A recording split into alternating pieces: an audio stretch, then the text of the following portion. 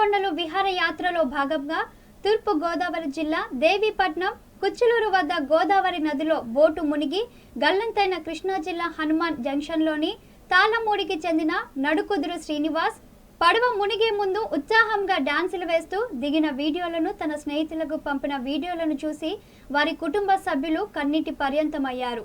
శ్రీనివాస్ మృతదేహం ఇంకా లభ్యం కాకపోవడంతో వారి కుటుంబ సభ్యులు తీవ్ర ఆవేదనలో ఉన్నారు.